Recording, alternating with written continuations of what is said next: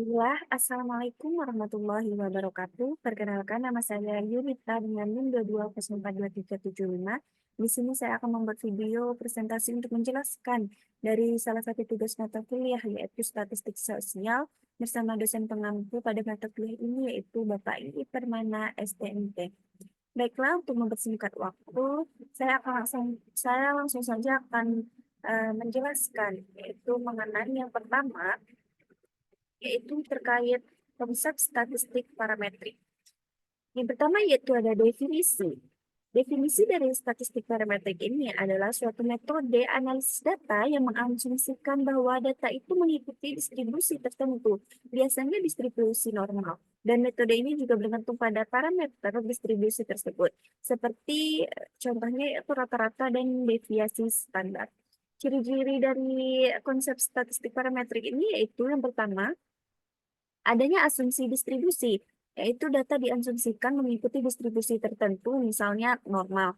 Yang kedua yaitu parameter, yaitu menggunakan parameter distribusi, misalnya rata-rata, variance untuk analisis. Yang ketiga yaitu keuntungan. Biasanya lebih efisien jika asumsi distribusi tersebut terpenuhi dengan hasil yang lebih spesifik dan daya deteksi yang lebih tinggi. Selanjutnya yaitu ada beberapa konsep utama dari statistik parametrik ini. Yang pertama yaitu asumsi. Asumsi dari statistik parametrik ini memerlukan asumsi-asumsi tertentu tentang distribusi data populasi seperti distribusi normal. Jika asumsi ini terpenuhi, maka statistik parametrik dapat digunakan untuk membuat kesimpulan yang lebih akurat tentang populasi. Yang ketiga yaitu central tendency. Pada statistik parametrik ini, ukuran sentral tendensi yang paling umum digunakan adalah rata-rata atau mean. Yang ketiga yaitu penggunaan, di mana statistik parametrik ini digunakan jika distribusi populasi sudah diketahui dan data memiliki skala interval atau rasio. Contohnya seperti metode statistik parametrik adalah Parity Test, Unparity Test, Pearson Correlation, dan ANOVA. Yang kedua yaitu adanya konsep statistik non-parametrik, yaitu yang pertama adanya definisi. Statistik non-parametrik adalah metode analisis data yang tidak mengasumsikan bentuk distribusi tertentu dari data. Dan metode ini juga lebih fleksibel dan tidak tergantung pada parameter distribusi. Yaitu yang selanjutnya adanya ciri-ciri. Ciri-cirinya yaitu yang pertama tanpa asumsi distribusi. Artinya tidak memerlukan asumsi tentang distribusi data. Selanjutnya yaitu skala pengukuran. Ini maksudnya yaitu seperti cocok untuk data ordinal atau nominal. Selanjutnya yaitu keuntungan, di mana ini berguna untuk data yang tidak memenuhi asumsi parametrik atau saat distribusi data itu tidak diketahui. Selanjutnya yaitu adanya konsep, di mana yang pertama adanya asumsi. Asumsi dari statistik non-parametrik ini yaitu tidak memerlukan asumsi tentang distribusi data populasi, sehingga disebut juga sebagai statistik bebas distribusi atau distribution free statistik atau uji bebas asumsi atau assumption free test.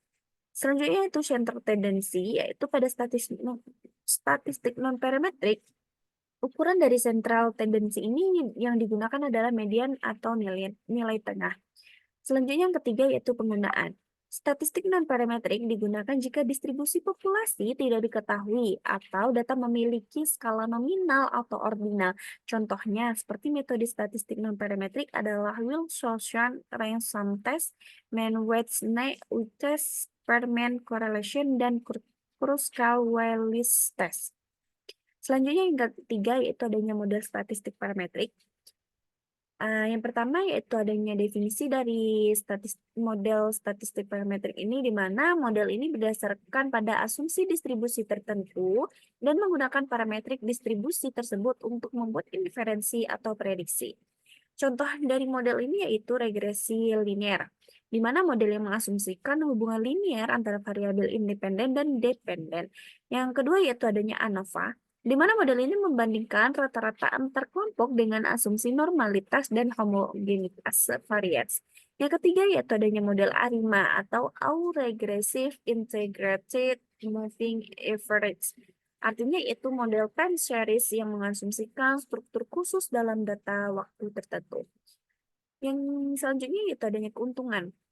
Itu ada beberapa. Yang pertama yaitu efisiensi dalam estimasi jika asumsi distribusi benar. Yang kedua yaitu kemampuan untuk memberikan hasil yang spesifik dan interpretasi yang jelas. Yang terakhir yaitu adanya model statistik non-parametrik.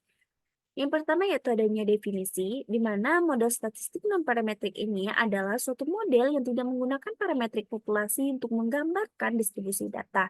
Contoh, histogram, estimasi sederhana dari distribusi probabilitas. Selanjutnya yang kedua yaitu adanya estimasi kepadatan kernel atau estimasi kepadatan yang lebih baik daripada histogram. Selanjutnya yaitu metode regresi non-parametrik, yaitu menggunakan kernel, spliness, dan wavelet. Yang selanjutnya itu adanya kelebihan. Yang pertama adanya lebih fleksibel dalam penggunaan data yang tidak terdistribusi normal. Yang kedua yaitu dapat digunakan untuk data yang tidak memiliki distribusi yang jelas. Mungkin sekian yang dapat saya sampaikan. Semoga bermanfaat. Saya akhiri. Wassalamualaikum warahmatullahi wabarakatuh.